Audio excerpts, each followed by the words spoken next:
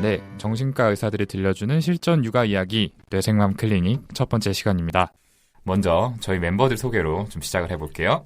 네, 안녕하세요. 22개월 딸 아빠이자 정신건강의학과 전문의인 허규형입니다. 예, 안녕하세요. 전 28개월 그리고 8개월째인 두 아들의 아빠이자 역시 정신과 전문의인 김지용입니다. 네, 그리고 저는 16개월 딸의 아빠이자 역시 정신건강의학과 전문의로 이 방송의 사회를 맡게 된 오동훈입니다. 네. 그리고 여기에 더해서 오늘은 한 분 더 소개를 드릴 멤버가 있죠? 네, 안녕하세요. 저는 소아정신과 전문의인 소은인정입니다. 앞서 소개드린 세 멤버분들이랑은 정신과 전공의 수련을 함께 했고요.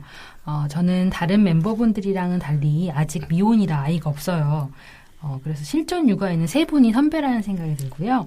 왠지 제가 좀 묻어가는 느낌인데요. 네.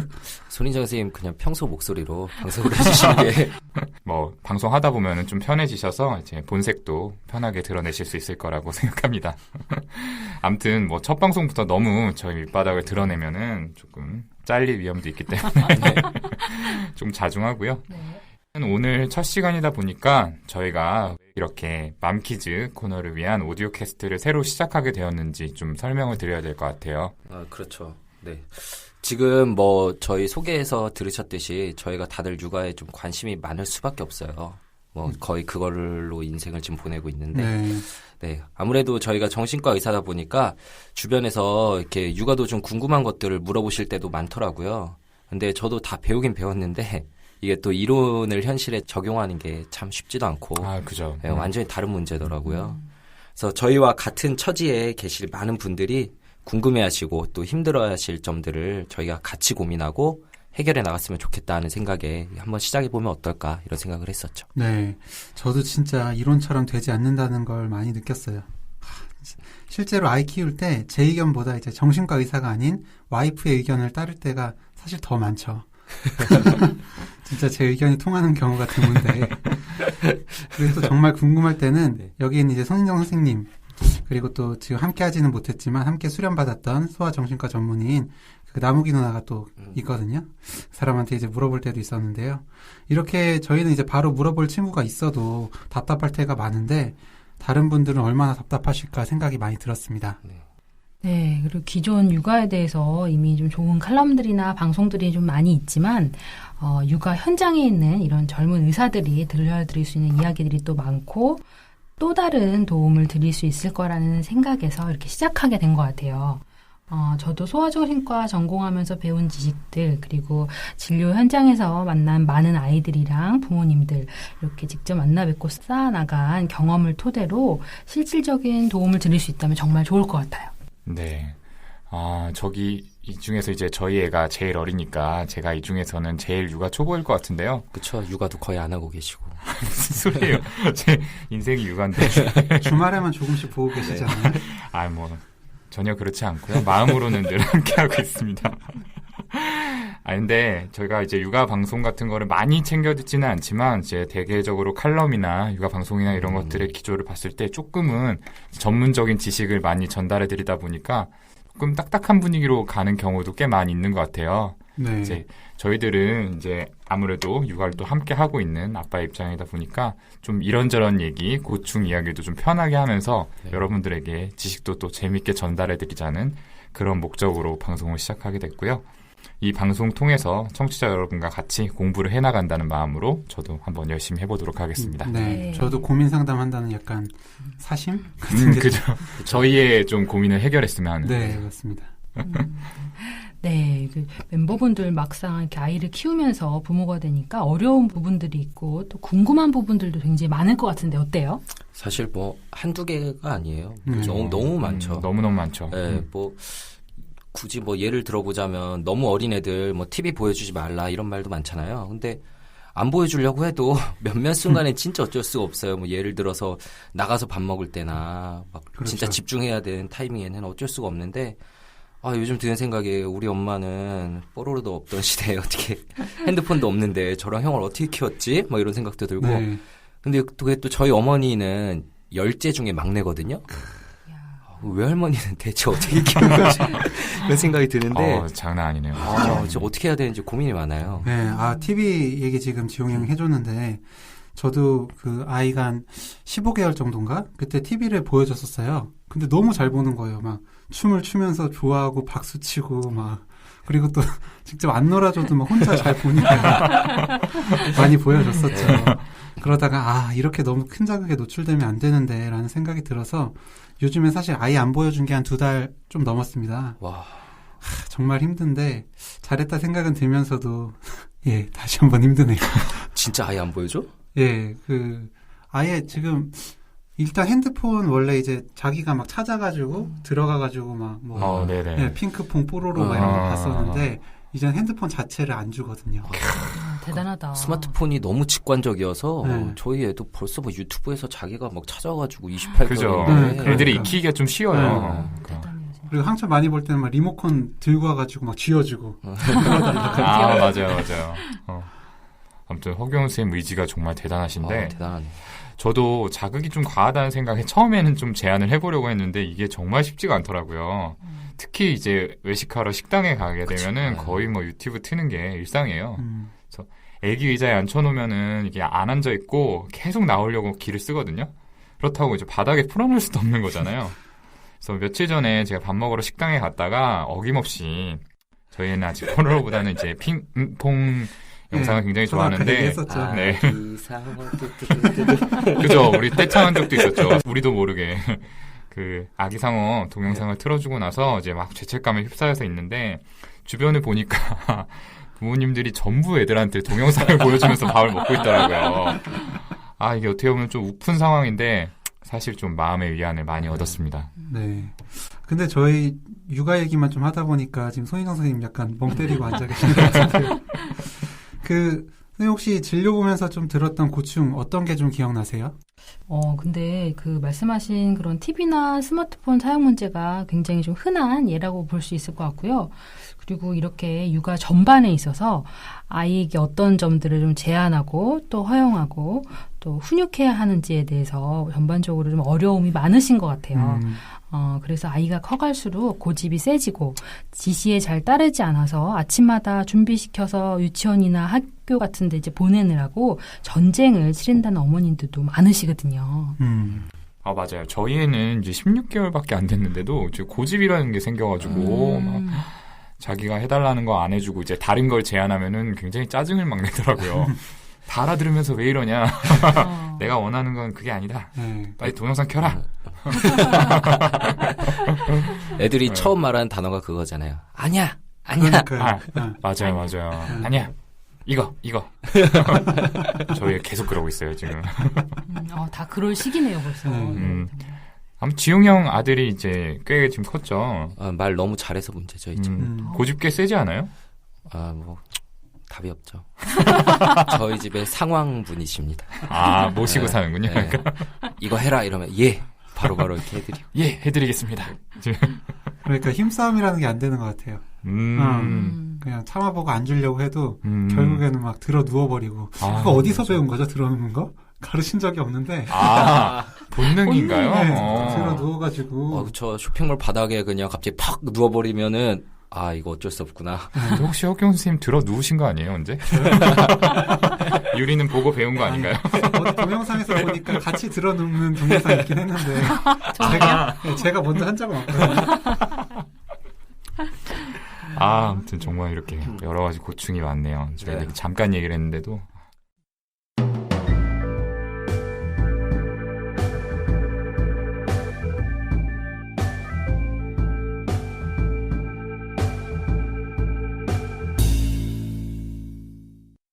저희도 정신과 의사지만 아까 교영이 말한 것처럼 이런 아기들 문제에 고민이 있을 때는 소아정신과인 손희정 선생님이 훨씬 전문가잖아요. 그래서 저희 동기들 카톡방에 막 물어보기도 하고 그래요. 그죠. 이럴 때 어떻게? 특히 제가 전에 첫째 그 어린이집 보낼 때 너무 고민이 많아가지고 이거 어떻게 보내야 되나 아직 너무 어린데 이런 고민을 하다가 결국 그때 카톡방에 또 물어봤었던 기억이 나네요. 네, 맞아요. 어린이집 문제는 주위에서 정말 많이 물어보시더라고요. 또 육아 상담하기 위해서 이렇게 병원을 찾아주시는 부모님들의 공통 관심사인 것 같다는 생각이 많이 들었고요. 언제부터 이렇게 보내야 되는지, 너무 어린데 보내도 되는지, 짠하시니까 그런 말씀도 많이 주시고, 또 아님 무리해서라도 입주 아주머니 도움을 받아야 하는 상황인 건가? 이런 구체적인 질문들을 많이 하시더라고요. 다 했던 고민이네요, 진짜. 네. 그럼 오늘 첫 시간이어서 이제 준비된 사연이 없으니까 한번 이 얘기로 시작을 해보는 게 어떨까 싶어요. 저희들도 아마 다 할 얘기가 많을 것 같고 또 청취자분들도 궁금해하실 것 같은데 일단 본격적으로 얘기하기에 앞서서 청취자분들이 좀 저희들은 어떤 식으로 육아를 하고 있을까? 어떤 방식으로 육아하고 있을까? 이걸 좀 궁금해하실 것 같은데 그 얘기부터 좀 해볼까요? 네. 그럴까요? 예. 저는 이제 저도 일하고 와이프도 일을 같이 하다 보니까 어쩔 수 없이 이제 베이비시터 이모님이 오셔서 일과 시간 중에 봐주세요. 이제 뭐 주위 이야기 들어보면은 12개월부터 어린이집 보내서 잘 적응하더라. 이런 얘기들이 많거든요. 그래서 또 저희 아기 보면은 이제 친구들 아이에 비해서 말이 조금 늦는 것 같은 생각도 드는데 이제 맞벌이를 하다 보니까 아이랑 노는 시간이 적어서 말이 늦나? 어린이집 보내면 말이 좀 빨라질까? 뭐 이런 생각도 들면서 어린이집 보낼까 고민을 좀 많이 했었어요. 그쵸. 저는 뭐 그때 카톡방에 올렸을 때가 이제 첫째가 14개월 때인데 와이프가 복직하게 되면서 결국 집에 봐줄 사람이 없으니까 어쩔 수 없이 이제 그 어린이집에 보내게 됐었어요. 근데 너무 어릴 때 보내려고 하니까 역시 걱정이 되는 게 많은 거예요. 막 정신과 저희가 의사다 보니까 또 괜히 막 들은 지식들이 있잖아요. 그죠. 네. 그래서 아주머니 한 분을 고용해서 꾸준히 봐주시는 게 정신건강에 더 좋지 않을까 막 이런 생각도 들고 고민을 진짜 많이 했는데 어린이집에 그러다 제가 가봤는데 너무 좋더라고요. 어린이집이. 영세반에 그때 들어갔는데 선생님이 둘인데 저희 애까지 이제 애도 둘인 거예요. 아, 정말요? 그래가지고 뭐 아주머니 쓰시나 여기 가나 1대1이구나 이런 생각으로 보내게 됐어요. 그래가지고 뭐 적응하는 건 물론 엄청 힘들었죠. 적응인데 뭐 또 잘 지내다가 1년 넘게 다니다가 최근에 이제 또 와이프께서 이제 둘째를 낳고 다시 이제 복직할 때가 됐는데 둘째가 아직 8개월밖에 안 됐으니까 어린이집에 보낼까 말까 또 고민을 많이 하고 있었어요. 둘째는 근데 첫째가 14개월에 가도 그렇게 힘들었는데 둘째는 8개월에 보내는 건 이건 진짜 아니다 싶어서 저희끼리 고민을 너무 많이 하다가 결국은 육아휴직을 쓰시고 네, 지금 이 순간에도 집에서 혼자 두 아들을 보고 계십니다. 대단하시네요. 네, 다시금 감사하다는 말씀을 이 자리를 빌어서 와이프께 드리고 싶네요. 네. 근데 뭐 실상을 알고 보면은 집에서 탈출하고 싶어서 어떻게든 녹음 때 빠지지 않는다는 소문이 있던데요? 지금 제 얘기예요? 네. 한 번도 안 빠지셨잖아요. 일을 열심히 하는 거죠. 뭐 그렇게 포장하고요. 사실 저희 애도 아직 어린이집을 다니지는 않아요. 사실은 이제 보내고 싶어도 이 대기가 너무 길어서. 그렇죠. 네. 사실 태어난 지 얼마 안 돼가지고 이제 집 근처에 국공립 어린이집을 신청을 했는데 얼마 전에 확인을 하니까 아직도 40번대더라고요. 그래서 뭐 내년쯤에는 보내볼까 했는데 보낼 수 있을지. 안 될 거예요. 마음을 접으세요. 그런가요? 네. 둘째 가지시면 가능할 수도 있을 것 같네요. 점수가 가산점이 올라가고요. 다자녀 뭐 이런. 네. 국공립 어린이집 보내기 위해서. 네, 고민해보겠습니다. 그래서 어쨌든 지금은 아기를 저희 베이비시터 이모님이 봐주시는데 처음에는 고민이 많았죠. 괜찮은 분일까? 저희 아이를 좀 믿고 맡겨도 될까? 이런 생각을 계속 했는데 다행히 좋은 분을 만나서 지금은 좀 마음이 편하지만 주변에는 보면은 이제 몇 번씩 베이비시터 바꾸고 그런 분들이 많더라고요. 그럼요. 예. 아무튼 저희 얘기는 좀 여기까지 했고요. 요즘에는 맞벌이 부모님들이 너무 많다 보니까 어린이집이나 베이비시터 문제 이런 것들 정말 많이들 하시는 고민일 거예요. 손지연 선생님, 이거 뭐 어떻게 해야 되는 걸까요? 정답이 있을까요? 참 말씀드리기 어려운 부분인 것 같은데요. 언제 어린이집에 보낼지 또 아이들마다 이런 적당한 시기가 다 다르긴 한데 사실 여건이 허락한다면 일반적으로 세 돌은 되고 나서 보내는 것이 좋다고 말씀드릴 수 있어요. 네. 세 돌 이전에는 엄마와의 애착 관계를 좀 안정적으로 만들어 나가는 것이 무엇보다 제일 중요하고요. 그리고 얼마나 애착 대상과 안정적인 애착을 잘 형성했는지가 결국은 다른 사람들과의 관계를 결정하는 토대가 되거든요. 네. 요즘에는 조기 교육의 어떤 맥락으로 사회성도 무조건 일찍부터 또래작을 받아야 더 잘 발달할 수 있다라고 생각하시는 부모님들이 좀 돌도 되기 전에 이렇게 어린이집에 보내는 경우들도 많은데 사실 오히려 사회적인 발달을 저해할 수도 있죠. 그러면 이제 새돌이 되었으면 모든 아이들이 어린이집에 적응해서 잘 다닐 수 있느냐 하면 그건 또 아니거든요. 네. 아이마다 기질도 다르고 또 엄마의 애착도 다르고 또 정서적인 또 사회적인 발달 수준도 다 다르다 보니까 엄마와 떨어져서도 안정을 찾고 친구들이랑 마음 편히 놀 수 있는 준비가 미처 안 되었을 수 있거든요. 네. 일찍 보낸다고 사회성이 발달하는 건 아니군요. 그러네요. 이게 사실 좀 걱정했던 부분인데 좀 안심이 되는 것 같아요. 방금 이론적으로 좀 잘 설명해 주셨는데 손현정 선생님은 아이 키운다면 어떻게 할 것 같으세요? 참 어려운데, 네. 새돌이 이렇게 지나서 보내야 좋다라는 거는 사실 알고는 있어도, 네. 저도 일을 해야 되니까 어쩔 수 없어서 그 이전에 보내지 않을까 싶어요. 이상과 현실의 괴리가 진짜 크네요. 타협하는 거죠. 네. 그렇죠. 아까 말했다시피 저희 첫째가 다녔던 어린이집 정말 좋은 곳이었어요. 저희 첫째를 다 키워주신 그 리틀베어 선생님들께 이 자리를 빌어서 감사하다는 말씀을 갑자기 드리고 싶고요. 근데 그래도 저희는 특히 그 아까 손희정 선생님 말씀해 주신 애착 이론을 배운 사람들이고 제가 직접 환자분들을 볼 때도 그 초기 애착이 너무도 중요하구나 이걸 느낄 때가 실제로 많거든요. 네, 선생님들이 정말 너무 잘 대해 주시고 막 낮에 사진 올라오는 거 보면은 애도 막 즐겁게 지내고 있는데 제가 이제 가끔씩 어린이집에 애를 데려다 주고 아침에 그러고 출근할 때는 막 헤어지기 싫다고 울고불고 할 때는 그런 걸 또 이렇게 내버려 두고 나올 때는 정말 답답하더라고요. 그랬을 것 같아요. 네, 1년이 넘었는데도 떨어질 때마다 그러니까 다닌지. 뭐 물론 기분 좋게 들어가는 날도 있었는데 네. 그래서 아이에게 이게 혹시 트라우마가 되는 건 아닐까. 이렇게 자라나면서 혹시 불안이 높은 애가 되면 어쩌지? 막 이런 걱정이 드는 게 진짜 어쩔 수가 없더라고요.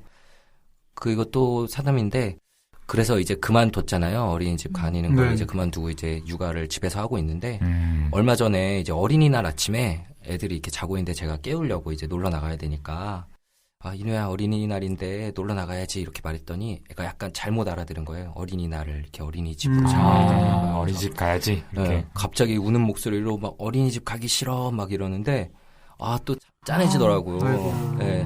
어린이집 안 간 지 한 2주 정도 지난 시점이었는데 그래도 마음 한켠에 계속 불안한 게 남아있나 막 이 생각이 들더라고요. 정말 이누 짠하네요. 사실 뭐 저는 방송 초반에 다른 선생님들이 비난을 하셨지만 뭐 사실입니다. 지금 지방에서 근무하기 때문에 주말에만 아기를 봐요. 아무래도 보고 싶어서 주중에 올라오려고 노력은 하는데 이게 바빠서 좀 안 될 때가 많거든요. 이제 주말에 제가 오면은 아기가 막 반가워하면서 이제 저한테 안 떨어지려고 하는데 그럴 때는 진짜 여러 가지 생각이 들어요. 아기가 이제 너무 귀엽다가도 혹시 내가 한동안 안 보이다가 갑자기 나타나고 또 월요일이면 다시 사라지고 하는 게 애를 좀 불안하게 만들지 않을까? 뭐 정서에 안 좋지 않을까? 이런 생각에 좀 신경이 쓰이죠. 사실은 이제 매일 같이 살면서 일상을 함께하는 아빠가 되고 싶은 마음인데 좀 그러지 못해서 미안합니다. 네. 그렇죠. 오동원 선생님 금요일만 되면 이제 우울증에 빠진다고. 좀 진지한 얘기를 했는데 무슨 말씀이세요? 저는 아이에게 좀 진심을 당해서. 근데 저희가 팩트 기반으로 얘기를 하는 거기 때문에. 네. 그러니까 말씀 듣다 보니까 이런 말씀들이 사실 대부분 맞벌이를 하는 이제 저희 세대 부모님들이 다들 공감하시는 내용일 것 같아요. 비슷한 걱정을 하시는 분들이 진짜 많으시거든요. 여기 계신 선생님들은 모두 정신과 전문의인데도 이렇게 걱정이 되는데 다른 분들은 어떨까 그 마음을 좀 헤아려 보게 되는데요. 너무 많이 불안해할 필요는 절대 없다고 말씀드리고 싶네요. 실제로 불안정 애착은 그 비율이 40% 미만이고요. 안정적인 애착인 경우가 사실 60%를 넘거든요. 네. 그리고 무엇보다 전업주부로 아이와 24시간 붙어 있는다고 안정적인 애착이 더 잘 형성되는 건 아니고요.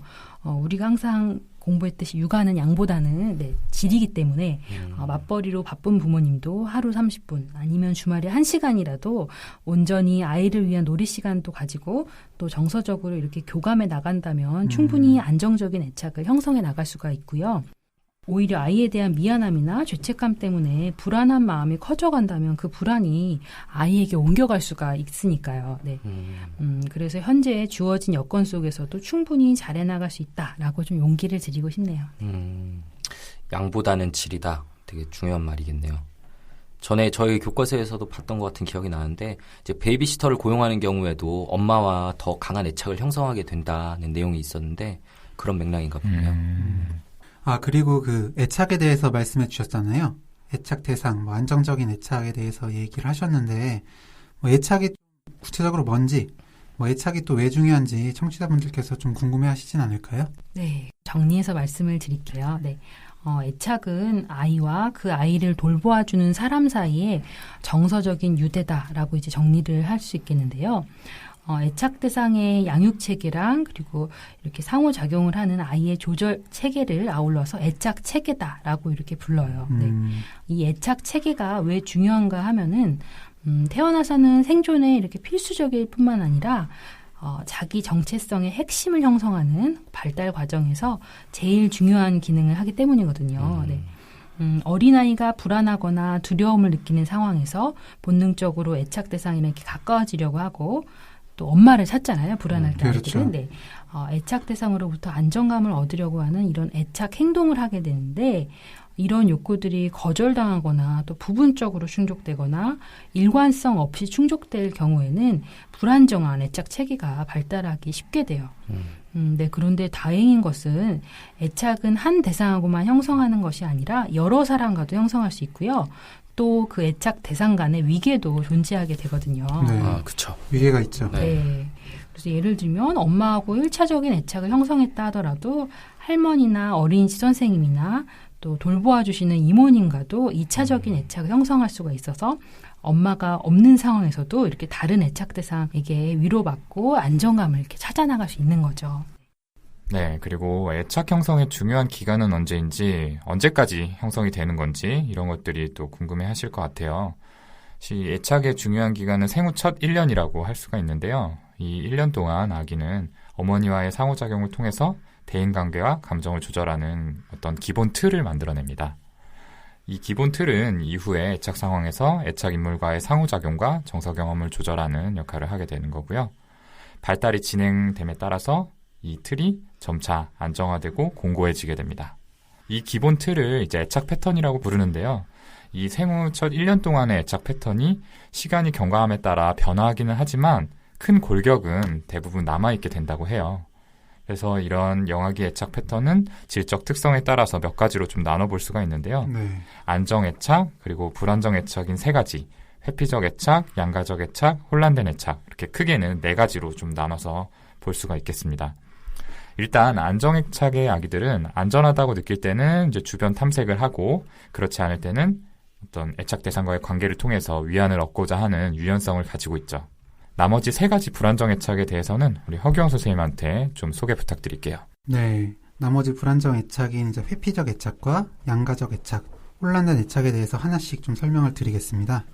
그 회피형 애착의 아기들은 위협적이거나 굉장히 불안한 상황에서 좀 너무나 태연한 모습을 보이거든요.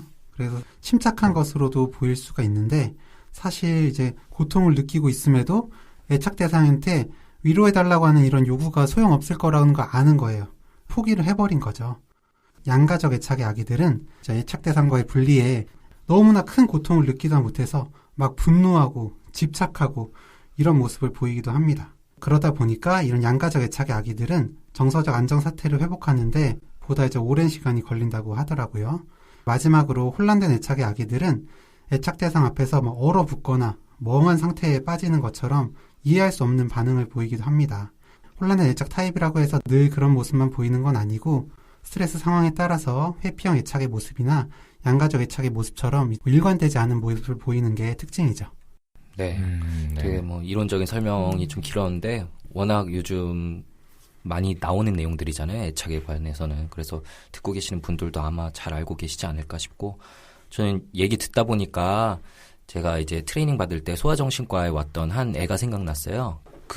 이제 부모님께서 애가 너무 이제 반응이 없다. 얘 혹시 자폐 아니냐 이런 걸 걱정돼가지고 데려왔었는데 아직도 기억에 생생히 남아있는 게 부모님이 모두 다 좀 전문 직종이셨어요. 전문 직종이셔가지고 이렇게 그 베이비시터를 고용을 했는데 베이비시터가 좀 마음에 안 드실 때마다 금방 바꿔버리셔가지고 애가 한 5살 정도였던 걸로 기억하는데 베이비시터를 7번 바꿨다고 하더라고요. 네, 그래가지고 애가 감정적인 반응이 없다고 데려와서 이제 어머니는 나가 있고 이제 아이하고 저하고 교수님하고 이제 셋이서만 노는 시간이 있었는데 애가 너무 잘 노는 거예요. 막 좀 웃고 그래가지고 교수님께서 다시 들어오라고 하신 다음에 이런 경우는 자폐가 아니고 애착이 부모님과 전혀 형성이 돼 있지 않은 경우다. 네, 그리고 베이비시터를 너무 자주 바꾸고 이런 게 안 좋은 영향을 줬을 것 같다. 이러면서 앞으로 치료해 나가자 이런 게 있어요. 뭔가 정서적인 안정을 얻기가 힘들었을 것 같아요. 네, 저도 그거를 봤던 기억이 너무 제 머릿속에 생생해가지고 특히 좀 애 키우면서 불안이 더 컸던 것 같아요. 그러니까 약간 뭐 회피형 애착이나 아니면 혼란된 애착 뭐 이런 가능성이 좀 있겠네요. 그렇죠. 그러게요.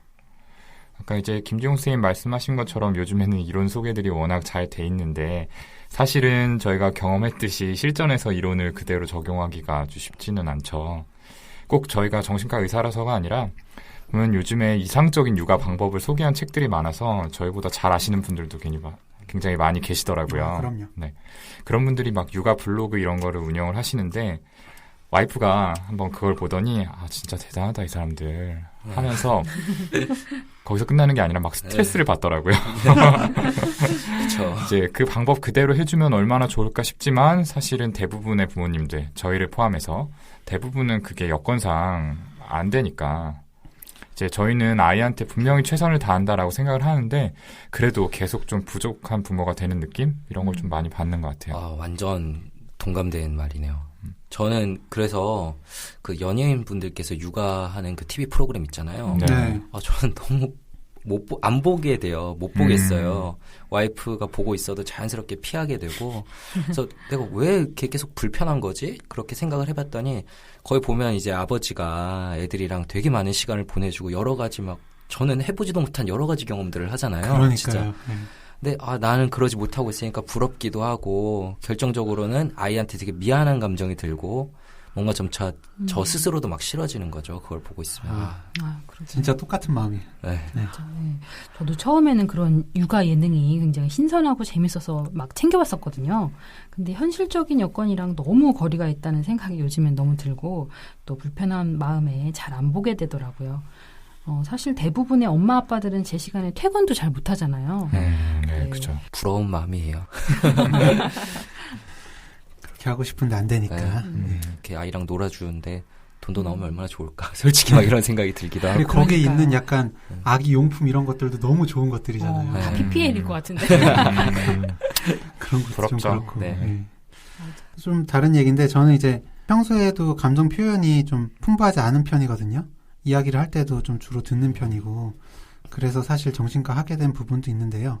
근데 이게 아이랑 놀 때는 제가 뭔가 이야기도 좀 만들어서 창의적으로 해줘야 되고 그리고 감정 표현도 좀 크게 잘 반응해줘야 되고 이래야 되는데 너무 어렵더라고요. 맞아요. 네, 이것도 애기 좀 시선에 쉽지 않았던- 맞추는 게 진짜 어려운 것 그러니까요. 같아요. 저희 애는 요즘 이제 말 잘하니까 누워가지고 막 밤에 자려고 누우면 막 재미있는 얘기해줘 막 이러는데 제가 할 말이 없어요. 힘들었던 얘기 많은데. 그러니까 이것도 그 TV 그걸 보면은 그 연예인분들이 막 진짜 구연 동화를 새로 막 하는데 너무 잘하는 거예요. 와, 저런 창의성이 있을까? 그런. 여러모로 부럽네요. 네. 저 같은 경우는 이제 최근에 직장 옮기고 나서 예전보다 좀 퇴근 시간이 늦어졌거든요. 그래서 아이랑 보내는 시간이 좀 짧아졌어요. 게다가 이제 어린이집 다닐 때는 애가 어린이집에서 낮잠을 자가지고 집에 와서 이렇게 좀 밤까지 늦게까지 놀다가 잤었는데 요즘에는 엄마랑 계속 애가 같이 있다 보니까 낮에 낮잠도 안 자고 계속 노는 거예요. 그래서 제가 퇴근하고 나면은 거의 바로 골아떨어져요. 그때쯤에. 그래서 애랑 보내는 시간이 너무 짧아졌는데 근데 꼭 이것 때문인지 모르겠는데 첫째가 확실히 이전보다 예전엔 저를 많이 찾아왔는데 이제는 엄마를 찾는 거예요. 매일 밤마다 오늘은 엄마랑 잘래 막 이러면서 근데 무슨 오늘이야 맨날 그러면서 그래가지고 아빠는 누구랑 자 이러면은 아빠는 혼자 자 막 이러는 거예요. 말한 지 얼마 됐다고. 그래가지고 아까 인정이가 양보다는 질이다 이런 말을 해줘서 마음이 좀 편해지긴 했는데 그래도 같이 있는 시간이 좀 길면 얼마나 좋을까 이런 생각이 계속 들어요. 네. 공감이 됩니다. 근데 저도 그래요. 애기가 말은 잘은 못하지만 일단 자려고 딱 눕히면 엄마 손은 잡고 저한테는 빠빠이 이렇게 손 저는 바라는 거죠. 그러니까 선생님들 주말에 시간 많이 투자해서 놀아주세요. 자꾸 밖으로 돌지 말고. 자기 고백 자꾸 하지 마시고요. 김종 선생님 어제도 술 드셨잖아요. 할 말이 없네요. 네. 네, 좋습니다. 이제 방송을 좀 마무리할 순서인데요. 자, 오늘 첫 시간 어땠는지 선생님들 소감들 한번 들어보고 끝내죠. 먼저 허경 선생님부터 말씀 좀 해주시겠어요? 아, 네. 정말 궁금했던 부분인데 이렇게 얘기해보니까 진짜 좋았어요. 아, 나만 이렇게 힘든 게 아니구나 라는 것도 좀 깨달았고요. 아기보다가 궁금한 게 있으면 진짜 저부터라도 사연을 보내서 답을 받아야겠구나 라는 생각이 들었습니다. 네, 저도 이렇게 여기 멤버분들이랑 육아라는 주제로 이렇게 진지하게 얘기해보는 경험이 무엇보다 사실 신선했고요. 앞으로도 이렇게 방송을 통해서 청취자분들과 교감하고 또 고민하면서 함께 성장해 나가는 과정이 소아정신과 자격증을 딴 지 얼마 안 되는 병아리 전문의인 저한테도 정말 소중하고 값진 시간이 될 것 같아요. 청취자분들께도 꼭 드리고 싶은 말씀이 있는데 바쁜데도 이렇게 시간을 내어서 지금 이 방송을 듣고 계시고 또 어떻게 하면 좋은 엄마가 될 수 있을까 고민하시는 것만으로도 이미 충분히 좋은 엄마다라고 용기를 드리고 싶습니다. 저한테도 예, 좀 힐링 되지 않았어요? 힐링이 되는 멘트인데. 네. 진짜 아이가 생기고 특히 이제 둘이 되면서 못하게 된 것들도 너무 많아서 솔직히 좀 아쉬울 때도 있긴 해요. 원래 좋아하던 운동도 마지막으로 한 지 언젠지 모르겠고, 영화, 게임, 친구들과의 술자리 같은 것들도 그리고 어제는 제 베프가 청첩장을 줘서 다들 아시다시피 진짜 오랜만에 요즘에 술자리였어요. 결혼 되게 많이 하잖아요. 어제 행복한 시간이었습니다.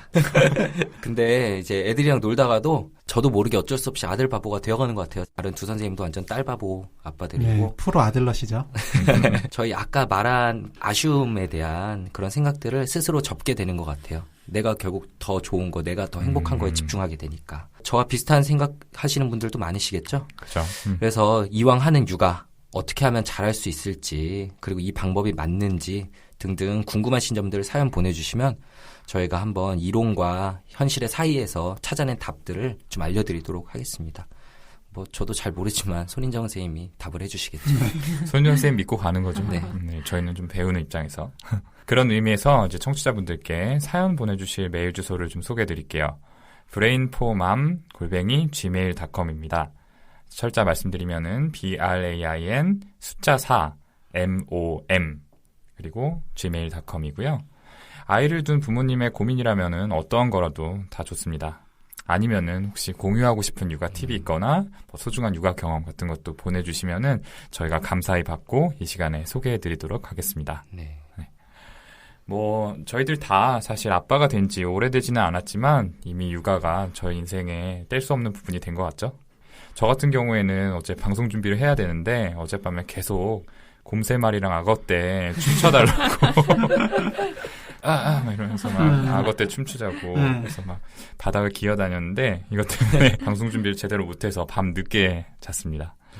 아무튼 이렇게 아빠라는 아이덴티티가 저한테 뗄 수 없는 게 되어가고 있는데요. 이 방송을 통해서 또 여기 계신 선생님들 그리고 청취자분들과 함께 프로 육아인 더 좋은 아빠로 성장을 하고 싶습니다. 그럼 첫 번째 방송은 여기서 마무리를 짓고요. 저희는 2화에서 더 재미있고 유익한 컨텐츠로 다시 찾아뵙도록 하겠습니다. 감사합니다. 많이 감사합니다. 들어주세요.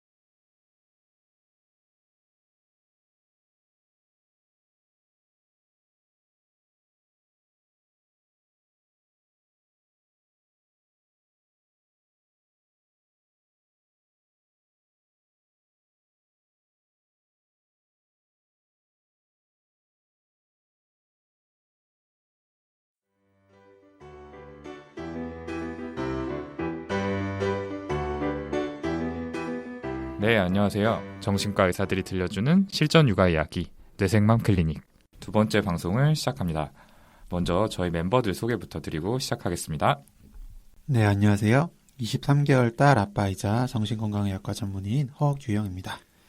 예, 안녕하세요. 전 29개월 그리고 9개월째인 두 아들 아빠이자 역시 정신과 전문의인 김지용입니다. 네, 안녕하세요. 저는 소아정신과 전문의 손인정입니다. 네, 그리고 저는 17개월 딸의 아빠이자 역시 정신과 전문의로 첫 시간에 이어서 이 방송의 사회를 맡게 된 오동훈입니다. 자, 저희 멤버분들 이제 첫 번째 녹음 이후 오랜만에 만나는데요. 다들 좀 어떻게 지내셨어요? 네, 저는 첫 방송 반응도 많이 궁금해서 설레기도 하고 또 앞으로 이 방송 어떻게 하면 잘 해나갈 수 있을지 이런저런 생각들을 많이 한 시간들이었는데요. 근데 다른 멤버분들은 일하느라 아이 보느라 엄청 바빴을 것 같은데, 그쵸? 네, 그쵸. 네. 사실 바빠서 방송 생각을 잘 못했어요. 네, 전 이번 주에 그 제주도에 가족 여행을 다녀왔는데요. 멤버분들은 들어서 아시겠지만 제가 제주도에 이제 트라우마가 있잖아요. 첫째가 13개월 때쯤에 데리고 갔었는데 비도 오고 막 춥고 애기 컨디션이 안 좋아가지고 여행 내내 안고 다녔어요. 막 걸을 수 있는 나이였는데도 저보고 계속 안으라고 찡찡대서 어쩔 수 없었는데 돌아와서 이제 며칠 있다가 허리 디스크가 찢어졌었잖아요. 아, 이게 네. 이런 사연이 있었군요. 네.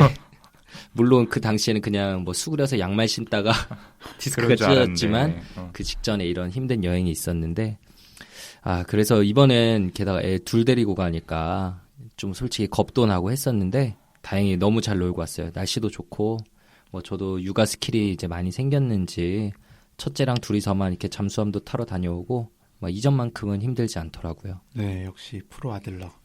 저도 그 아이 데리고 여행을 다녀왔어요. 제 와이프가 24개월 전에 비행기를 예약을 해야 값이 싸다 그렇게 해가지고 급하게 다녀왔는데요. 맞아요. 다들 한 번씩 가시더라고요. 네, 네.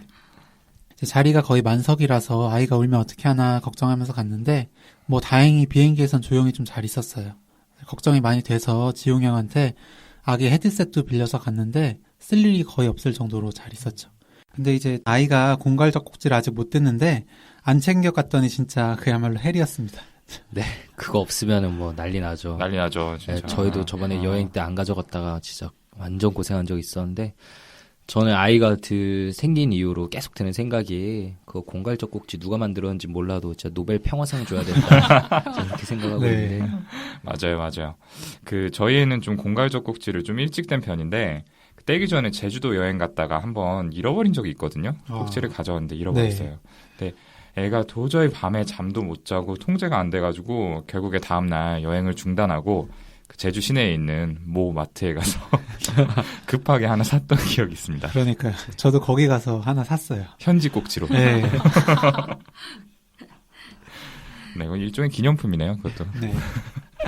어제도 그거 물고 잤습니다.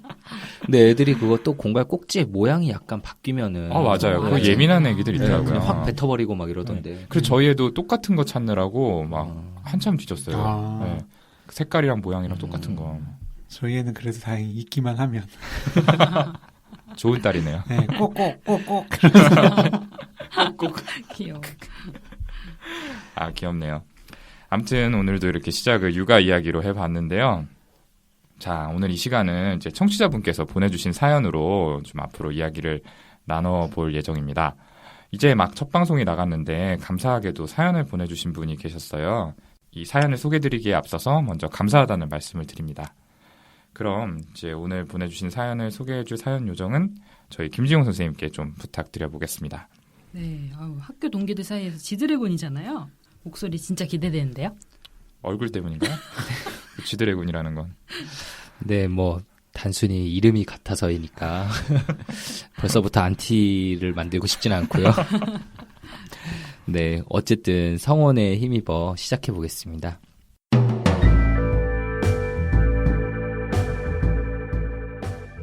안녕하세요. 저는 43개월 딸과 23개월 아들을 키우는 아빠입니다. 둘 다 어린이집에 보내고 있고요. 첫째 아이가 그 동생을 심하게 물고 때리고 하는 것이 너무 심한 것 같아서 고민이 되던 중에 이 방송에 이렇게 사연을 보내게 되었네요. 둘째 아이가 이제 말도 어느 정도 하고 이것저것 놀이나 장난감에도 많은 관심을 보이는데 누나가 하는 것은 무엇이든지 따라하려고 하고 함께 하려고 합니다. 문제는 두 아이의 노는 수준이 맞지 않다는 점인데요. 둘째 아이가 아직 놀이에 서투르다 보니까 첫째 아이가 열심히 만들어 놓은 블록을 부수거나 요리 장난감으로 차려놓은 식탁을 엎어버리기 일쑤거든요. 어느 때는 망치는 것 자체가 재미있어서 둘째가 일부러 저러나 하는 생각이 들기도 합니다. 첫째 아이 입장에서는 동생이 놀이를 자꾸 방해하니까 화가 많이 나는 상황인데 엄마나 아빠가 옆에 없을 때는 동생을 심하게 물어버립니다. 그럴 때마다 둘째는 정말 자지러지게 울고요. 평소 저의 훈육 방식에 잘못이 있는 걸까요? 저는 우선 아이에게 뭐를 잘못했는지 이야기해주고 구석에 마련해 놓은 생각하는 자리에 가서 1분 정도 있게 한 다음에 왜 그런 행동을 했는지 기분은 어땠는지 물어봅니다. 그 과정에서 저도 목소리가 좀 높아지거나 짜증 섞인 말투가 나오기도 하고요. 얼마 전 동생 팔을 세게 물었길래 왜 그렇게 했는지 물으니 첫째가 울고불고 막 소리를 지르면서 나도 이유가 있다고 라고 억울하다는 듯 이야기하네요. 돌아보면 첫째는 여태 잘하면서 동생을 크게 질투하거나 심술을 부렸던 적은 없었던 것 같습니다. 평소에는 동생을 찾고 좋아한다고 하고 먼저 챙기는 모습도 보이거든요. 이런 상황에서 고민이 되는 것은 첫째가 일단 동생을 무는 행동을 어떻게 훈육해야 하는지와 그리고 다음으로는 그 수준이 차이 나는 두 아이를 동시에 어떻게 놀아줘야 하는지입니다. 아, 네. 사연을 보내주신 분께서 저희가 참고할 사진도 함께 보내주셔서 봤는데요. 아, 정말 팔에 자국이 심하게 남을 정도로 여러 번 세게 물었더라고요. 많이 속상하고 고민이 많으셨을 것 같네요. 예, 네, 솔직히 그렇죠. 글 볼 때는 뭐 좀 물 수도 있지 했는데 사진 보고 나서 네. 사연 보내실만 했구나 싶더라고요. 그러니까요. 네. 참 이 육아에 있어서 훈육이라는 게 정말 어렵더라고요. 아마도 이제 모든 부모님들의 고민이 아닐까 싶은데요. 본격적인 이야기에 앞서서 각자 훈육들은 좀 어떻게 하고 계시는지 이야기를 나눠보면 좋을 것 같아요. 먼저 저희 중에 좀 육아 경험이 제일 많은 김지용 선생님 이야기부터 한번 들어보죠. 네. 방금 제가 이 사연 읽으면서도 진짜 와 닿을 수밖에 없는 게 이 사연 보내주신 분 아이 둘 나이 차가 20개월이라서 저희 애들하고 똑같고 저희 집에서도 최근에 이런 문제가 이제 발생하기 시작했거든요.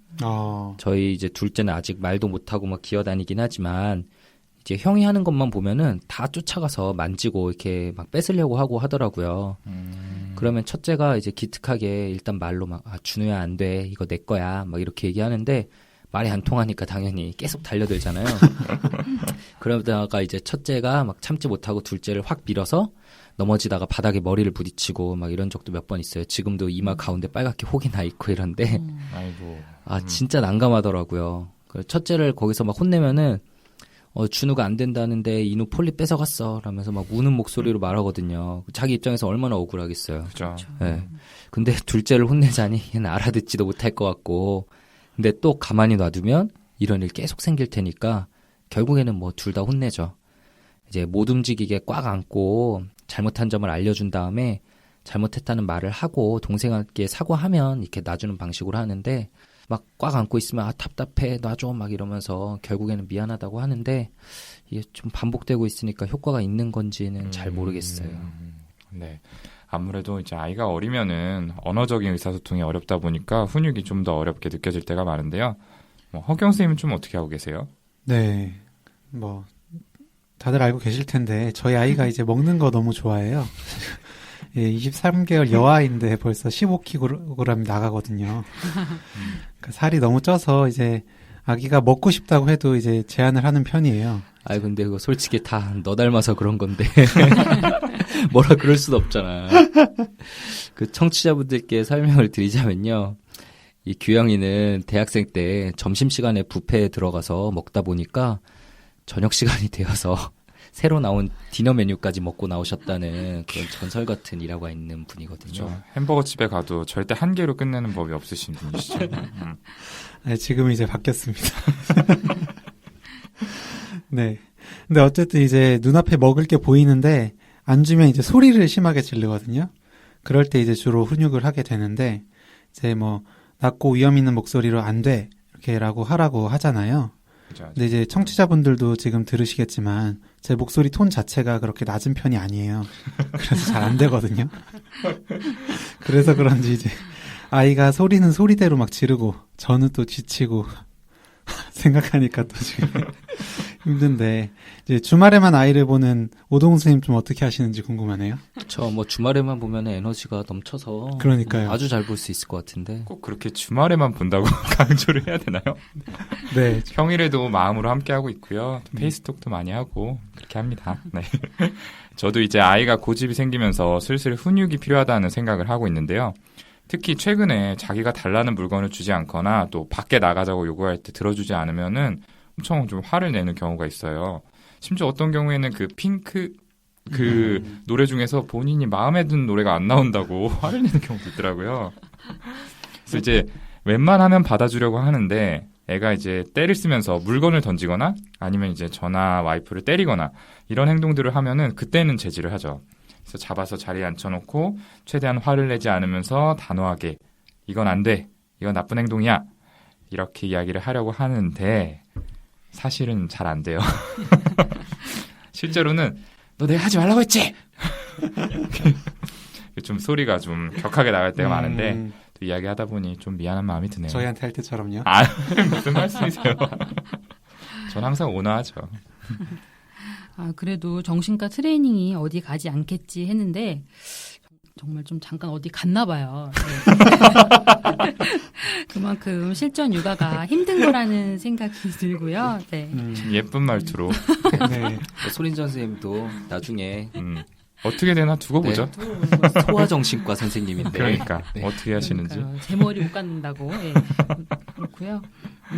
그리고 소개드린 사연을 좀 곰곰이 생각해 보면은 동생을 무는 문제되는 행동 자체에 대한 어떤 훈육도 중요하겠지만 보다 이제 좀 근본적인 거는 첫째가 동생을 물어버리게 되는 상황 자체를 줄여주고 좀 해결해 나가는 부분인 것 같아서 그거에 대한 좀 이야기를 우리가 좀 해보면 좋을 것 같아요. 네. 근데 제가 지금 아직은 아이가 하나밖에 없어서 깊게 고민해 보진 않은 문제인데 그 형제자매들끼리는 왜 이렇게 좀 다투게 되는 걸까요? 사실 좀 막연하게 생각하면은 그냥 부모님의 사랑을 두고 경쟁해서 정도로 생각이 되는데 여기에 대해서 좀 짚고 넘어가면 좋을 것 같아요. 저 같은 경우에는 이제 3살 차이 여동생이 있는데 지금은 사이가 좋지만 어릴 때는 정말 많이 다퉜던 것 같거든요. 네, 저도 연년생 남동생이 있는데 저도 엄청 싸웠었어요. 뭐 연년생이면. 네. 그렇겠죠. 더더구나 많이 싸웠겠죠. 그렇죠? 저는 뭐 5살 차이라 그런지 예, 남동생이 있는데 저는 거의 싸운 적이 없어요. 네, 사실은 아마 이제 저의 팩터보다는 동생이 착해서였겠죠? 네. 너무 단호하시네. 아, 근데 지금 허경 선생님 동생은 이제 5살 차이인데 안 싸웠다. 이 내용 자체도 사실 좀 정신과적 이론으로 설명할 수가 있거든요. 이 형제 자매들끼리의 경쟁 의식을 사람의 뭐 성격 형성에 있어서 굉장히 중요하게 본 정신과 의사가 있어요. 알프레드 아들러라고 제가 좀 자주 인용하는 분인데 우리가 많이 쓰는 용어인 이제 컴플렉스 그리고 열등감 이런 개념을 만들어낸 사람이거든요. 이분이 한 주장이 이제 몇째로 태어나는가에 따라서 그 사람이 어떤 성격을 가지게 되는가가 결정된다라는 건데요. 그걸 들어보면 꽤 그럴듯한데 오늘은 뭐 성격 얘기하는 시간은 아니니까 그냥 이제 아들러가 말한 아이들의 심리에 대해서 한번 얘기를 해볼게요. 이제 첫째는 태어나기도 전부터 부모님의 엄청난 관심을 받게 되거든요. 뭐 태어난 다음에는 뭐 다들 아시겠지만 완전 황제처럼 대접을 받죠. 그러다가 갑자기 동생이 나타나면 이제 그 왕좌에서 쫓겨나게 되는 거거든요. 이제 완전 자기 거였는데. 그렇죠. 예, 게다가 자기만 할 수 있던 걸 점차 동생도 할 수 있게 되잖아요. 그렇죠, 막 그렇죠. 걷기 시작하고 말하고 키 차이도 점점 줄어들고 이제 이러면 추월당할까 봐 불안해지기 시작하는 거예요. 그러니까 아무리 친동생이라도 좋아만 할 수 없는 게 이제 첫째의 입장인 거고요. 그 아들러에 따르면은 특히 연년생으로 태어난 오빠랑 여동생 조합이 가장 안 좋다고 봤어요. 이제 어릴 때는 여자아이들이 신체적으로 발육이 빠르니까 오빠 입장에서는 정말 추월당하는 것 같고 실제로 추월을 당하기도 하고 심한 불안을 경험할 수밖에 없다고 하네요. 뭐 이론대로라면 오동훈 쌤은 많이 불안했을 것 같기도 하고. 네, 나이 차이는 좀 나지만 네. 어쨌든 오빠 여동생이니까. 네. 그리고 이제 설명이 너무 제가 길어지는 것 같아서 둘째의 심리는 허규영 선생님한테 한번 좀 설명을 부탁드려 볼게요. 프로 아들러 선생님 잘 설명하고 계셨는데. 예. 그 아들러 이론에 따르면 이제 둘째는 태어날 때부터 이제 관심이 본인에게 온전히 오지 않고 이제 첫째와 나눠 가지게 되잖아요. 그러니까 항상 이제 경쟁 속에 있는 입장이고 압박을 받는다고 해요. 그래서 보통 이제 첫째 때보다 둘째가 빨리 걷고 말도 빨리 한다 하잖아요. 그리고 또 첫째가 잘못하는 걸 유심히 지켜보다가 자기는 다르게 행동해서 부모님으로부터 칭찬을 받기도 하죠. 그래서 이제 아들러는 둘이서 너무 심하게 경쟁하지 않게 적당한 나이 차가 있는 게 더 낫다. 그래서 이제 3살 차이가 가장 이상적이다라고 봤어요. 근데 이제 아들러 이론을 잘 아는 지용 형은 왜 연년생으로 나왔는지.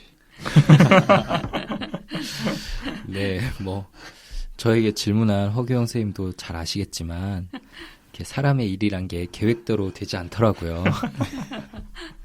잘 아시잖아요, 경수님. 네, 그렇죠. 네, 이렇게 빨리 끝내는 게 나을 수도 있어요. 물론 계획에 없게 이제 셋째가 생기는 경우도 있겠죠. 뭐 저를 보면서 얘기하시는지 모르겠는데 이미 둘째가 있으니까. 오동훈 선생님이 둘째가 이렇게 쌍둥이로 생길 수도 있잖아요. 너무 행복하겠네요. 네, 그렇죠. 네, 이제 겨우 2번째 방송인데 우리 벌써부터 서로 디스하지는 말고요. 네, 지금 저희가 이제 아들러 이론에 대해서 약간 설명을 했는데 그 아까 허경 선생님은 5살 아래 동생이랑 이렇게 마찰이 없었다고 했는데 이제 아마 나이 차이가 많은 동생이 5살 위면 너무 커 보이니까 경쟁 대상으로 보지 않고 그냥 경쟁을 포기해버린 게 아닌가 이런 생각도 좀 들었어요. 그렇죠. 나이 차이가 많이 나게 되면은 어떤 이제 발육이나 이런 것들에 있어서 겹치는 시기가 생기거나 아니면 추월당하거나 이런 일이 좀 벌어지지 않으니까 이렇게 좀 잘 지낼 수도 있는 거죠. 예, 아무튼 지금까지 한 설명이 좀 청취자분들께서 왜 이렇게 아이들끼리 다투게 되는지를 이해하시는데 좀 도움이 될 만한 설명이었던 것 같아요. 이제 사연의 내용으로 다시 돌아가서 첫째가 화를 못 참게 되는 상황이 동생이 놀이를 방해하고 또 망가뜨릴 때잖아요. 어른들이 이 부분을 좀 어떻게 줄여주면 좋을까요? 네, 첫째가 화를 내는 방법은 좀 잘못됐지만 화가 나는 건 당연한 감정이잖아요. 그러니까 이제 어른들이 충분히 좀 이해하고 공감해줘야 될 것 같아요. 그러면서 동생 일부러 그러는 건 아니다라는 걸 설명을 해줘야겠죠.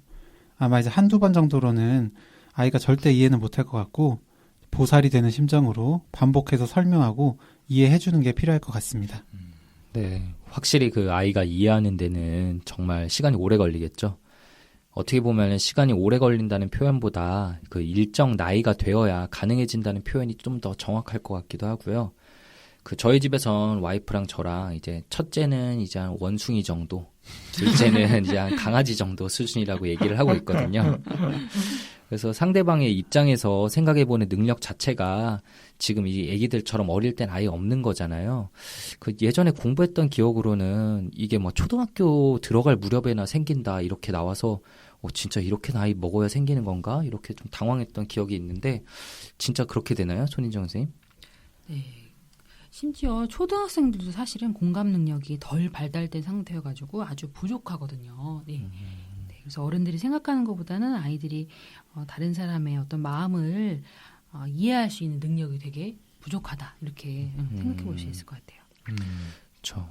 그래서 이제 사연 주신 분의 첫째 나이 정도면 이제 꽤 나이를 먹은 것 같지만 그래도 동생의 입장을 충분히 이해할 수 있을 때까지 혼자만의 시간이나 공간을 좀 줘야 할 것 같다는 생각도 들고요. 뭐 사실 양육하는 부모 입장에서 그걸 또 어떻게 하나 이런 생각이 들기도 해요. 첫째나 둘째나 둘 다 이제 부모하고 같이 놀고 싶어 하니까 나누기가 좀 힘들잖아요. 네, 혼자만의 시간을 만들어주는 건 분명히 좋은 생각인데요. 지금 이렇게 말한 어려움도 들어보니까 참 그것도 그럴 것 같아요. 굉장히 간단한 문제는 아니지만 어쨌든 첫째가 마음껏 놀 수 있는 시간을 어른들이 좀 확보해 주는 거 그게 필요한데 예를 들면 어른들이 첫째가 방에서 노는 뭐 하루 1시간 동안에는 둘째가 들어가서 방해를 하지 못하게 따로 좀 돌보는 약속을 정하는 방법도 있을 것 같고요. 어떤 방법이 좀 효과적일지는 첫째랑 좀 상의를 해보고 정하는 것도 좋은 방법일 것 같아요. 네, 그러게요. 그 미리 설명하면 가능하겠다는 생각도 들긴 하네요. 엄마 아빠는 이제 동생이 그 방에 못 들어가게 밖에서 이렇게 막고 있을게 막 이런 식으로 말하면은 첫째도 불만 없이 좀 놀 것 같기도 하고요. 네, 둘째가 누나의 장난감을 자꾸 망가뜨리고 가지고 놀고 하는 부분이 첫째한테는 또 굉장히 예민한 문제일 수 있거든요. 43개월 아이가 동생을 무조건 포용하면서 장난감을 함께 가지고 논다는 건 너무 어려운 일이고요. 혼자만의 장난감을 소유하고 싶은 건 아이들의 당연한 소망이거든요. 그래서 아이들 각자의 장난감에 서로 다른 두 색깔의 스티커를 이렇게 붙여서 분류를 해놓고 이건 누나 거야, 이건 동생 거야, 자기 것만 가지고 놀아야 돼 라고 이렇게 가르쳐주는 방법이 가능할 수 있는데 근데 이 방법은 둘째가 조금 더 커야 가능해질 것 같아요. 좋은 방법인데요. 예. 그런 방법도 좀 생각해 볼 수 있겠네요. 하긴 이제 좀 3살이 넘은 나이인데 네가 양보해야지, 동생 데리고 놀아야지 이런 말을 잘 이해하고 따라와 주길 바라는 거는 좀 부모의 욕심일 수도 있을 것 같아요. 그럼 동생을 물었을 때 훈육은 어떻게 해야 될지 아까 저희 애 아빠 셋이서 각각의 훈육 방법에 대해서 이야기를 했었는데 소아정신과적으로 좋은 방법이 있으면은 좀 손윤정 선생님이 소개해 주시면 좋을 것 같습니다. 네, 이 사연에서 이렇게 동생을 물고 난 다음에는 아이를 조용한 방으로 데려가서 우선 이런 화를 가라앉히도록 지켜보면서 시간을 줘야 되는데요. 아이가 화가 가라앉기는커녕 점점 이렇게 계속 올라가고 있다면 뒤에서 이렇게 꽉 안아서 안정을 찾도록 하는 방법도 필요할 수 있어요. 그 다음에 아이에게 땡땡이가 너무 화가 많이 났구나 라고 아이 감정을 읽어주고 어떻게 된 상황인지 아이가 말하는 거를 잘 들어주셔야 되고요. 그래서 속상했구나. 그래서 화가 나고 동생이 미울 수도 있어. 그래. 라고 부정적 감정이라도 있는 그대로 이렇게 수용해 주시는 그런 표현들이 필요해요.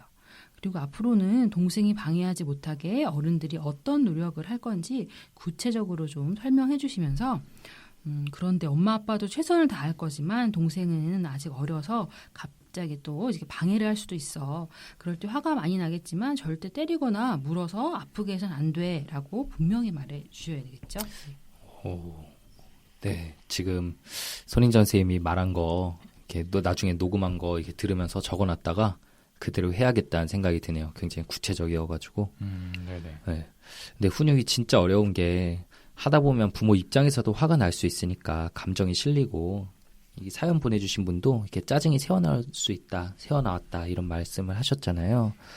그래서 제가 이번 주에 제주도 다녀왔다고 했잖아요. 가는 곳마다 아기들이 진짜 엄청 많았는데 그 중에서 특히 리조트에 이제 아침 식사를 하러 가면 그 식당이 완전 진짜 헬이었어요. 네. 그죠. 네, 대박이었는데. 알만합니다. 네, 보면은 아기들 절반은 울고 있고 절반은 안 우는데 걔네는 보면 이제 동영상을 보고 있어요. 아는 애들은. 근데 이제 주위를 둘러보면 대부분 부모님들이 아기를 잘 달래려고 막 노력하고 계신데 막 얼르고 달래고. 근데 이제 간혹 가다가 정말 주위 사람들 놀랄 정도로 소리를 빽 지르면서 어린아이에게 막 화내는 어른들도 보이더라고요. 막 탁 때리는 소리가 들리기도 하고. 그래서 그럴 때마다 저 움츠러들 아이들 생각에 저도 막 이렇게 안쓰러운 마음이 계속 들던데 뭐 이 말을 하다 보니까 그런 의미에서 우리 오동훈 선생님, 네, 제가 이름 부르니까 벌써 약간 움츠러들고 있는데 주말에만 육아하면서 아이한테 이렇게 화내고 이러면 안 됩니다. 네, 제가 악역을 맡을게요. 네. 뭐 제가 그렇게 나쁜 아빠는 아니고요. 근데 어쨌든 다시 한번 좀 미안한 마음이 드는 건 사실이네요. 사실 애가 좀 때를 쓸 때 외에도 뭐 잠을 안 자거나 밥을 안 먹거나 이렇게 좀 제 뜻대로 움직여주지 않으면은 제가 좀 화를 내는 경우가 종종 있긴 하거든요. 너 왜 안 자니? 왜 밥 안 먹니? 이렇게 조금 저도 모르게 언성이 높이는 경우가 있는데 사실 애한테 소리를 지른다고 해서 애가 갑자기 잠에 들거나 뭐 밥을 먹거나 그러는 거는 아닌데 사실 이거 저만 그런 거 아니지 않나요? 이렇게 한 번씩 다 좀 그럴 때 있지 않으세요? 전 소리 안 지르는데요. 그러니까 너만 그런 거예요. 저도 뭐 그랬던 기억이 떠오르지가 않는데.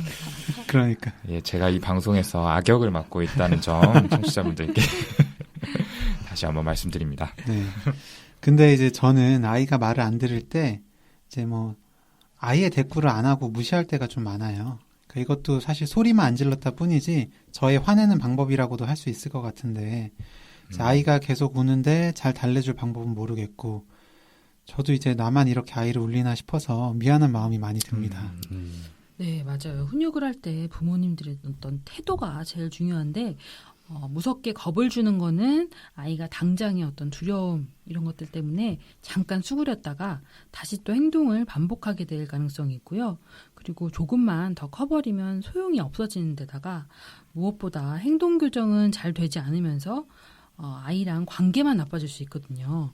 그래서 권위를 가지고 절대 하지 말아야 될 거를 단호하게 알려주시되 화를 내지 않는 게 중요한데 참 네. 우리가 이 부분은 정말 어렵죠. 네. 그래서 노하우가 쌓이는데 많이 시간이 걸리는 부분인 것 같아요. 네, 정말 어려운 것 같아요. 그리고 지금 또 겁주는 게 효과 없다 이런 말씀하시니까 생각나는 건데 이거 제 병원 동료가 알려준 건데 그 도깨비 어플이라는 게 있더라고요. 네, 맞아요. 혹시 알고 계세요? 형의 전화 여기 줘서.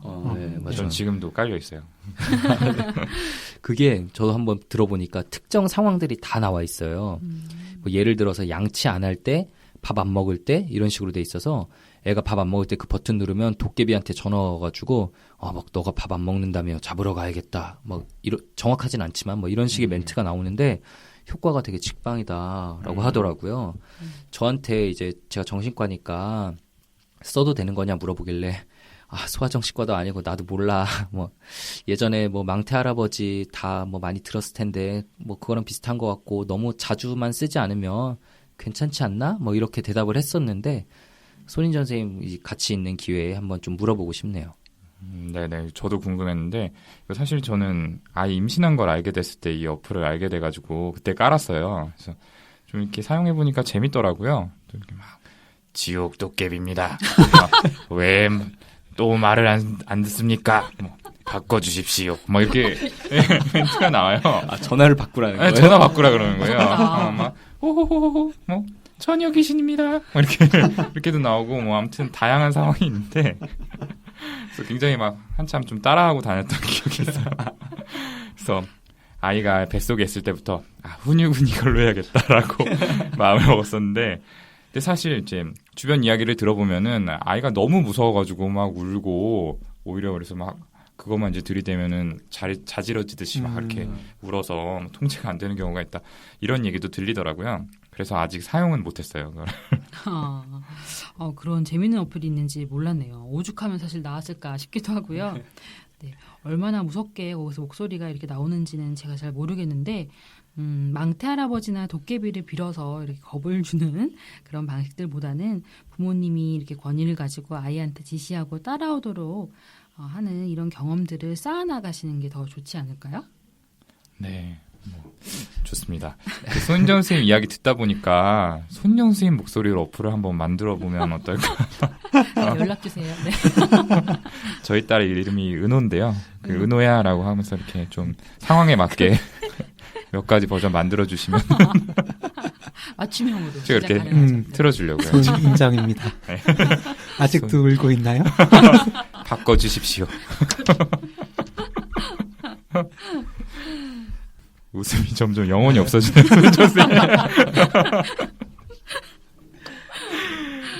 아무튼 이제 사연의 두 번째 질문인 두 아이를 함께 놀아주는 방법에 대해서 이야기를 좀 나눠볼게요. 자, 이제 김지훈 선생님이 두 아이의 아빠잖아요. 좀 어떻게 하고 계시는지 궁금하네요. 네, 뭐 이제 나머지 선생님들도 곧 경험을 하시겠지만 이거 너무 어려운 문제인 것 같아요. 뭐 저도 요즘 들어서 좀 고민하는 건데 둘 중에 누구한테 맞춰야 하는 건지 이게 너무 힘들더라고요. 사실 저는 이제 사연 보내주신 분하고는 약간 그 반대의 고민을 하고 있는 게 그 첫째가 지금 둘째 나이였을 때쯤에 이제 막 8, 9개월 때쯤에 동영상을 보면은 저희 가족들이 나이에 맞게 너무 잘 놀아주고 있더라고요. 막 깍꿍놀이도 해주고 물건 떨어뜨렸다 주워주고 이러면 애는 막 까르르 넘어가고 막 이러는데 지금 둘째는 형이랑 같이 노는 걸 보고 있으면 자기는 뭔지도 모르는 이제 폴리 장난감 막 손에 들고 입에 물고 있고 막 이러고 있는 거 보니까 왠지 둘째는 첫째만큼 많이 웃지 않는 것 같기도 하고 막 이래서 미안한 감정이 들 때가 사실 종종 있거든요. 근데 막 따로 놀아주기도 솔직히 환경이 안 되니까. 그렇죠. 네, 이거 어떻게 해야 돼요? 진짜 그럴 것 같네요. 네. 두 아이랑 이렇게 함께 놀아주는 시간을 가지는 것도 좋겠지만 첫째 아이와의 시간을 정해놓고 놀아주시는 것도 필요한데요. 동생이 태어나기 전까지는 혼자 부모님을 독차지하는 느낌이다가 동생이 태어나고 나서는 그 시간을 나눠야 되니까 아이가 서운함과 아쉬움을 느낄 수 있거든요. 이게 어려운 게 아니라 주말에 다만 1시간이라도 큰 아이랑 이렇게 둘이서만 놀이를 하는 시간이나 밖에 놀러 가는 시간을 가지고 또 아빠의 관심과 사랑을 그 시간만큼은 큰 아이가 혼자 받을 수 있게 또 엄마 아빠가 동생뿐 아니라 여전히 자기를 소중하게 여긴다는 걸 놀이 시간을 통해서 아이가 느낄 수 있게 그런 시간들을 좀 가지셨으면 좋겠고요. 네, 그리고 이렇게 따로 노는 시간을 가지게 되면 자연스럽게 둘째도 자기 수준에 맞는 놀이를 할 수 있는 기회가 생길 테니까 지용 오빠 질문에도 좀 같이 대답이 될 수 있을 것 같아요. 네. 늘 함께 놀아줄 게 아니라 이제 두 아이 각자와의 놀이 시간을 가지고 이제 또 각자에게 애정을 듬뿍 주는 시간이 필요한 거였네요. 예, 뭐 저도 이제 만약에 둘째 아이가 태어나면은 꼭 이거 기억하고 그대로 해야 될 것 같아요. 네, 그러게요. 뭐 사실 왜 그렇게 생각해왔는지는 모르겠는데 항상 뭐 온 가족이 다 같이 놀아야 한다는 생각을 너무 당연하게 가지고 있었던 것 같아요. 그러니까 저렇게 못했던 것 같고 네. 아무래도 이제 막 저녁 늦게 퇴근했는데 한 아이와만 놀면은 다른 아이는 아예 뭐 종일 못 보는 거니까 네, 그런 의미에서 뭐 최대한 둘 다 같이 챙기려고 했던 것 같은데 오늘 손인 선생님 얘기 듣고 보니까 이제 한 명씩 놀아주는 시간을 종종 가지는 게 필요하겠다라는 생각이 드네요. 네. 네, 그렇네요. 아무튼 오늘 사연 보내주신 덕분에 저희에게도 꼭 필요했던 이야기를 나눠본 게 아닌가 싶고요. 다시 한번 감사의 말씀을 드립니다. 자, 저희에게 사연 보내주실 메일 주소 한 번 더 소개해 드릴게요. brainformam@gmail.com입니다. brain 숫자 4 mom@gmail.com이고요. 아이들을 둔 부모님의 고민이라면 어떤 거라도 좋습니다. 사연 기다리도록 하겠습니다. 자, 그럼 저희 두 번째 방송 여기서 마무리 짓고 저희는 다음 시간에 더욱 재미있고 유익한 이야기를 가지고 다시 찾아뵙도록 하겠습니다. 감사합니다. 감사합니다.